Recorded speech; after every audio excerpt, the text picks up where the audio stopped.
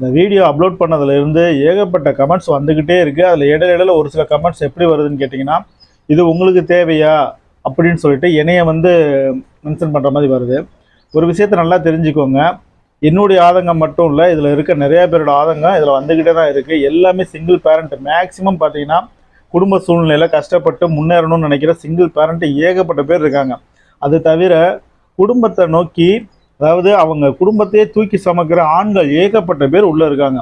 அவ்வளவு பேரும் ஏதாவது ஒரு வகையில் சம்பாதிச்சு நம்ம முன்னேறிடுவோம் அப்படின்ற ஒரு ஓட்டத்தில் ஓடிக்கிட்டு இருக்காங்க.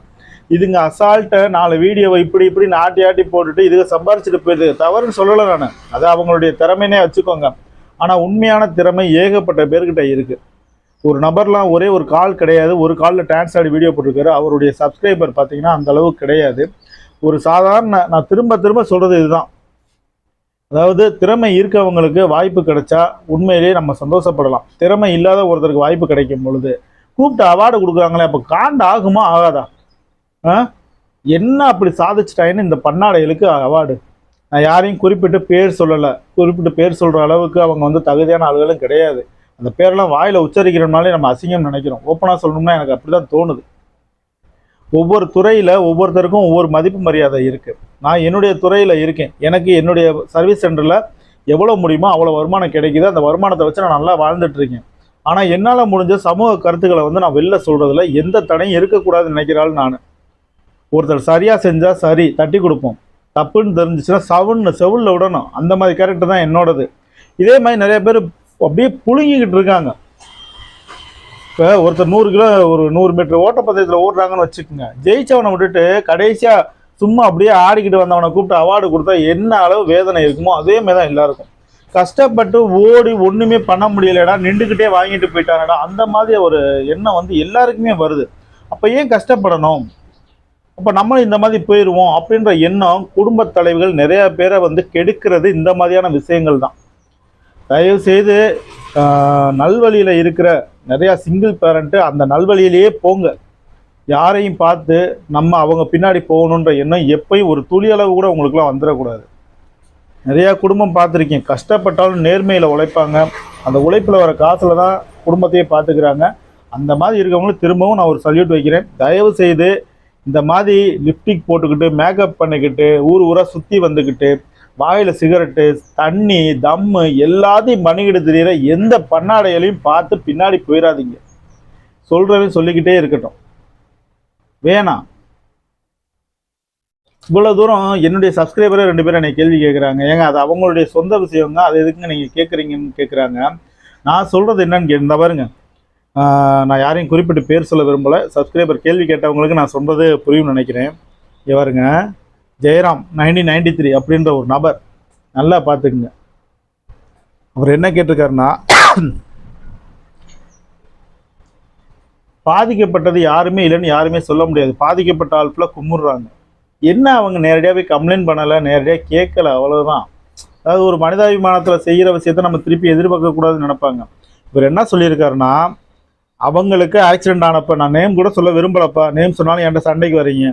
அவங்களுக்கு ஆக்சிடெண்ட் ஆன டைம் மரியாதையாகவே பேசுகிறேன். இது எதுக்கு? அந்த டைமிங்கில் ஏகப்பட்ட பேர் பணம் அனுப்பியிருக்காங்களாம். யார் என்ன ஏதுன்னா யாருக்குமே தெரியாது. ஆனால் இந்த பையனும் அனுப்பியிருக்கா அப்படின்னு நினைக்கிறேன். எனக்கு தெரிஞ்சு அந்த அமௌண்ட்லாம் அவங்களுக்கு ரிட்டர்ன் பண்ணலாம்ல. இப்போது 5 வருஷத்தில் இவ்வளோ வளர்ச்சி அடைஞ்சிருக்காங்களே, வாங்கின அமௌண்ட்டை ரிட்டர்ன் கொடுக்கறதுக்கு என்ன வந்துச்சுன்னு கேட்குறாப்படி. அவர் கேட்குறது கரெக்டு தானேங்க. நீங்கள் மற்றதெல்லாம் விடுங்க. இப்போ நானே இருக்கேன் அப்படின்னா எனக்கு வந்து ஒரு உதவின்னு சொல்லி கேட்குறேன். என்னுடைய சப்ஸ்கிரைபர் எனக்கு நீங்கள் செய்கிறீங்க, நான் சரியான வளர்ச்சியில் இல்லை அப்படின்னா நான் அதை திருப்பி செய்யணுன்ற எண்ணம் இருந்தாலும் என்னால் கொடுக்க முடியாத ஒரு இடத்துல நான் இருப்பேன். மனசு உறுத்தும். ஐயோ இவ்வளோ பேர் எனக்கு உதவி பண்ணாங்க, நம்ம திருப்பி கொடுக்க முடியலன்ற ஒரு உறுத்தல் இருக்கும் எனக்கு. ஆனால் நான் ஒரு ஸ்டேஜுக்கு வந்துட்டேன்னா, யார் யார் எனக்கு உதவி பண்ணாங்கன்ற லிஸ்ட்டே என்கிட்ட இருந்துச்சுன்னா அவங்களெல்லாம் கூப்பிட்டு ஏதோ அவங்க கொடுத்ததுக்கு மேலே வேணாம், கொடுத்ததையாவது நம்ம திருப்பி கொடுக்கணும்ல, அதைத்தான் அவரும் கேட்குறாரு. இதெல்லாம் மனசாட்சி இல்லாத மனுஷங்க.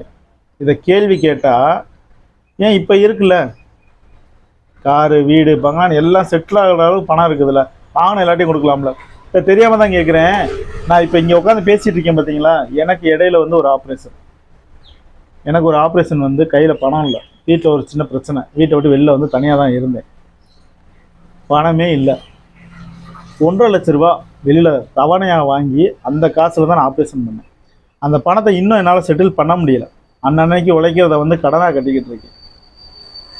இந்த வார்த்தை இங்கேருந்து வர்றது கிடையாது, அனுபவிக்கிற வேதனை. அப்போ நம்ம கேட்கும்போது எந்த ஒரு வகையிலையும் எங்கிட்ட உதவி செய்யலை. என்ன, நான் ஆம்பளை. வீடியோ போட்டுட்டு அந்த வீடியோவை யாராவது ஒரு 10 பேராவது பார்த்துருந்தா கூட மனசாரி இருக்கும். ஒருத்தர் கூட பார்க்கல. சரி, அவ்வளோதான், நம்மளுடைய நிலைமை அதுதான் தெரிஞ்சு உடனே ஒரு நண்பர் ஒருத்தர் மூலமாக பணத்தை 1.5 லட்ச ரூபாயை வாங்கி ஆப்ரேஷன் பண்ணிவிட்டு கிட்டத்தட்ட 3 மந்த் நான் ரெஸ்ட்டில் இருந்து கிட்டத்தட்ட 6 மந்த் என்னை ரெஸ்ட் எடுக்க சொன்னாங்க. ஆனால் வாங்கின கடனை கட்டணுமே. அதனால் ஃபஸ்ட்டு மந்த்லேருந்து செகண்ட் மந்த் கொஞ்சம் நார்மலான உடனே அப்படியே கொஞ்சம் கொஞ்சமாக ட்ராவல் பண்ண ஆரம்பிச்சு. என்னுடைய வேதனையெல்லாம் நிறையா இருக்குதுங்க. சிரிச்சுக்கிட்டே வீடியோ போடுறதுனால யாருக்கும் தெரியாது. நான் என்னுடைய வீடியோலேயே நான் கேட்டிருப்பேன், உதவி வேணும்னு கேட்டிருப்பேன். யாரும் செய்யலை. நான் அதுக்காக கவலைப்படவும் இல்லை. ஆனால் வாங்கினவங்களுக்கு திருப்பி கொடுக்கணும்ல. அது நானாக இருந்தாலும் நீங்களாக இருந்தாலும் கொடுத்து தானே ஆகணும். சரி, அப்படி திருப்பி கொடுத்தீங்கன்னா அவங்க என்ன பண்ண போகிறாங்க? இன்னொருத்தர் யாராவது இல்லாதவங்க கேட்கும்போது அதை கொடுப்பாங்க. கொடுக்குறதுக்கு ஒரு மனசு வேணுங்க. அந்த கொடுக்குற மனசு அவங்கக்கிட்ட இருந்துச்சு, வாங்கிட்டீங்க, திருப்பி அவங்ககிட்ட கொடுக்கலாம்ல. அவங்க இன்னொருத்தர் யாருக்காவது கொடுத்து உதவி பண்ணிட்டு போட்டோம். சரி, அவங்கள விடுங்க. நீங்கள் கொடுத்த இவ்வளோ பேர்கிட்ட வாங்கியிருக்காங்கல்ல, இவ்வளோ பேரையும் தவிர வேறு யாருக்காவது இவங்க உதவி பண்ணியிருக்காங்களா? இவ்வளோ பணம் சம்பாதிச்சிருக்காங்கல்ல, இவ்வளோ பணமும் திறமையில தான் வந்துச்சுன்னு கூட நாங்கள் ஏற்றுக்கிறோம், கையெடுத்து கூட கும்பிட தயார். அந்த பணத்தை வச்சு எத்தனை பேருக்கு உதவி பண்ணியிருக்கீங்க? அதை கேட்கலாம்ல. என்னுடைய சப்ஸ்கிரைபர் எல்லாருக்குமே அவங்க சார்பில் தான் நான் பேசிக்கிட்டு இருக்கேன்.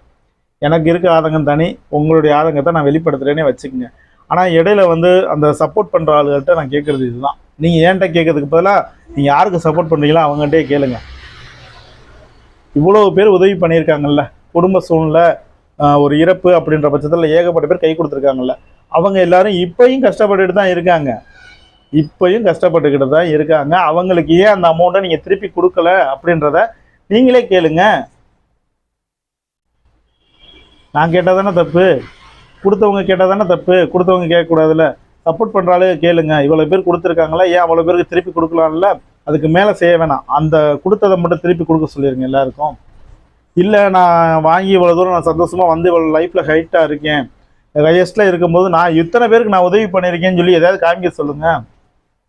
இது என்னங்கடா இந்த கோயில் திருவிழா வசூல் அப்படி தான் பண்ணுவாங்க. நிறைய இடங்களில் பார்த்தீங்கன்னா வீட்டுக்கு வரியை ஃபுல்லாக வசூல் பண்ணிவிட்டு அவங்க 5 பேர் தின்னுட்டு போயிடுவாங்க. கடைசியில் பார்த்தா கோயிலுக்குரிய அரிசி, பருப்பு, மண்ணெண்ணெய் எல்லாமே பார்த்தீங்கன்னா அந்த கோயில் நிர்வாகிகள் சாப்பிட்டது போக மீதியெல்லாம் எல்லாமே பொதுமக்களே செஞ்சுருவாங்க. பணத்தை ஃபுல்லாக பங்கு போட்டு போயிடுவாங்க. நிறைய இடத்துல அந்த மாதிரி நடந்துக்கிட்டு இருக்குது. இதே உதவின்னு கேட்டு வாங்கி நல்லா அதை வச்சு நல்லா வாழ்ந்துட்டு வாழ்க்கையை நல்லா போய்கிட்டு இருக்கும்போது எல்லாரும் என்னை தூத்துறாங்க, பேசுகிறாங்கன்னா அப்புறம் பேசாமல் என்ன பண்ணுவாங்க? கொடுத்தவங்க கேட்பாங்கல்ல, கொடுத்தவங்க பேசுவாங்கல்ல, கொடுத்தவங்க ஏசுவாங்கல்ல. என் நண்பன் ஒருத்தன் ரொம்ப பழகினவன், சின்ன வயசுலேருந்து ரொம்ப க்ளோஸ்டு. வந்தான், தானம் 3000 ரூபா பணம் வேணும்டானா.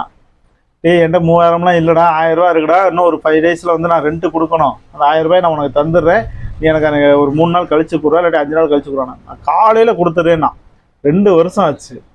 இப்போ ஃபோன் அடித்தா எடுக்க மாட்டேங்கிறான், ஓடி ஒளியிறான். அது நிறையா பேர் அப்படி இருக்காங்க. அதனால் இந்த மாதிரியான வேதனையும் வலியும் ஒருத்தரை பார்க்கும்போது இவங்க ஏமாந்துட்டாங்களேன்னு நினைக்கும் போது இங்கே வலிக்குது. யாராவது ஏமாத்திட்டாங்க. நான்லாம் ஏமாந்துருக்கேன்ப்பா, ஏகப்பட்டது ஏமாந்துருக்கேன். கடைசியில் வெளியிலேருந்து பணத்தை வாங்கி ஆப்ரேஷன் பண்ணிட்டு உட்காந்துட்டேன். சம்பாதிச்சதெல்லாம் விட்டுவிட்டேன். அந்த ஆதங்கம் தான், வேறு ஒன்றும் இல்லை. யாரும் தவறாக எடுத்துக்காதீங்க. நான் அதனால தான் எந்த ஒரு இடத்துலையுமே வந்து பெண்களை தவறாக பேசுகிற விஷயத்த நான் ரொம்ப கவனமாக இருப்பேன். ஏன்னா நானும் ஃபேமிலியில் தான் இருக்கேன். அதனால் தவறான வார்த்தைகள் வாயில் வரக்கூடாதுன்றதை ரொம்ப கவனமாக இருப்பேன். நான் என் சப்ஸ்கிரைபருக்கு நான் சொல்கிறது தான். அதே மாதிரி எனக்கு மெசேஜ் போடுறவங்களும் நிறைய பேர் டீசெண்டாக தான் போடுறாங்க. ஒரு சிலர் தான் காண்டாகி போய் வைக்கிறாங்க. ஆனால் அதையுமே நான் சொல்லும் போது அந்த வார்த்தைகளை விட்டுட்டு தான் சொல்லியிருப்பேன்.